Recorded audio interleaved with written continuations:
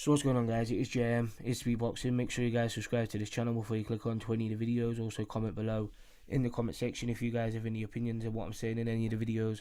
Like always, it is appreciated if you guys could drop me a quick sub or two on my channel. So I've been listening to Hatman's videos about the Jermell Charlo and Jarret Hurd fight, if the fight gets made, and he's saying that Jermell Charlo beats Jarret Hurd all day, like in his opinion. And go check it out on his channel, Hatman Strikes Back, and he really goes into depth about the fight and stuff like that, and why he thinks Jermell Charlo will win the fight. They are very interesting videos, so go check it out on his channel.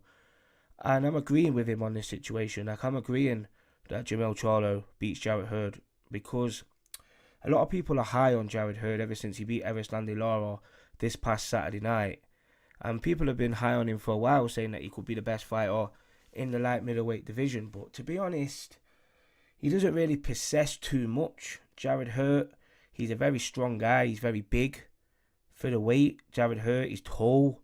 He's got decent power and stuff like that, but he doesn't do anything spectacular in terms of technical ability, footwork. He's quite slow in terms of hand speed and stuff like that. He's very crude with his shots. Like, they're always hitting arms or gloves. Like, he doesn't really hit the target too much, especially when he's up close, Jarret Hurd. And against somebody like Jermell Charlo, I think he could be in trouble in that fight. Like, I'm agreeing with Hatman in this situation, because a lot of people are saying, oh, Jarret Hurd's just going to beat Jermell Charlo. He's going to be too big for him. Well, he is very big. He is bigger than Jermell Charlo. But in my opinion, Jermell Charlo is a lot explosive than Erislandy Lara, because Erislandy Lara, you know what I mean, he likes to move around the ring and counter and stuff like that. And against Jarret Hurd, he stood his ground, but he was only throwing single shots here and there. He was throwing uppercuts on the counter and stuff like that. Whereas Jermell Charlo, he's going to throw shots in combinations, and he's going to slip more than Erislandy Lara, in my opinion, like he did in that fight. Like, Erislandy Lara is usually quite a slippery fighter, but he wasn't slipping as much against Jarret Hurd. He was in the pocket trading with him, because he felt the power and he thought, you know what, I can cope with this and I can stand in the pocket and beat this guy and possibly stop him. Whereas Jermell Charlo, in my opinion, I think he's going to be slipping a lot more than Erislandy Lara did in that fight. I think he's going to be slipping more, he's going to be using his feet more, and that's what Jermell Charlo does well. He slips shots and he hits you with very well timed counters, and they're very explosive.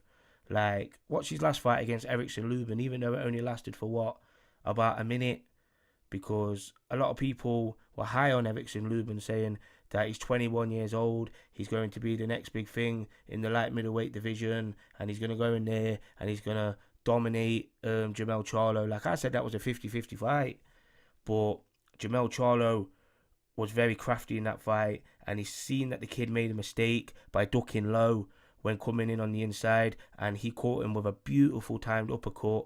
Was it an uppercut? Yeah, it was a beautiful timed uppercut, and that kid was on the floor and he was in trouble. He was hurt. So Jermell Charlo, there is definite power there. I think he's hitting a lot harder, because I think he's sitting down more on his shots than what he used to. Jermell Charlo, he used to be a little bit more fleet-footed, whereas now I think he's sitting down on his shots a bit more. He's being a lot more explosive with his shots. He's not wasting too much. Jermell Charlo, like we saw it when he fought Charles Hatley, like, that was an explosive knockout. And then he fought Erickson Lubin, and that was even more of an explosive knockout. And obviously he's improved from his fight against Vanes Martirosyan, and even when he picked up the world title against John Jackson, like, a lot of people felt he was losing that fight. I felt that fight was very close before Jermell Charlo got the stoppage against John Jackson, and ever since then he's looked very explosive.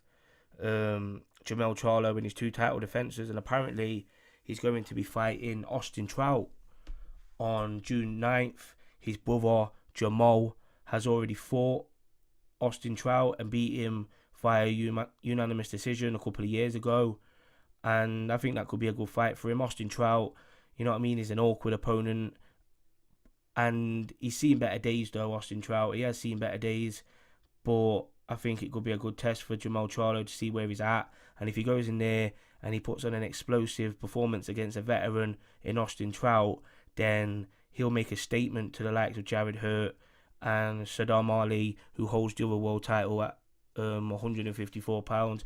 But to be honest, a lot of people are looking at Saddam Ali like food, you know what I mean? Because he isn't really a 154 pound fighter.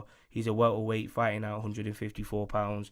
Apparently, he's fighting Liam Smith on May 12th, and the winner of that fight, they'll be looking for the big fights against Jermell Charlo and Jarret Hurd.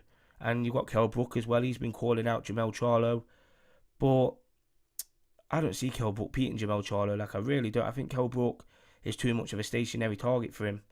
Like, don't get me wrong, Kell Brook has a fantastic 1-2, and he's a good boxer, Kell Brook, and he hits hard.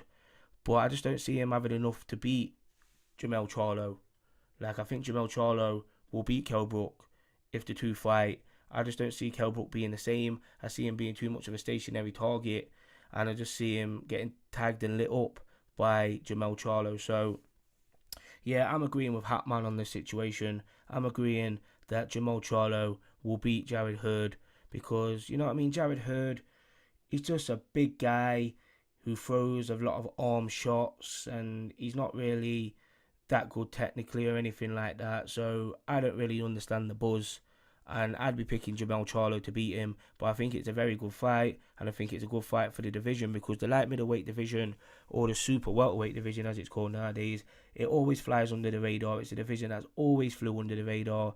But we've got exciting fighters like Jarret Hurd and Jermell Charlo, and add the likes of Kell Brook into that mix as well. I think it could be an exciting division with some exciting fights. So, comment below in the comment section. What do you guys think of this? It's JM, it's Speedboxing.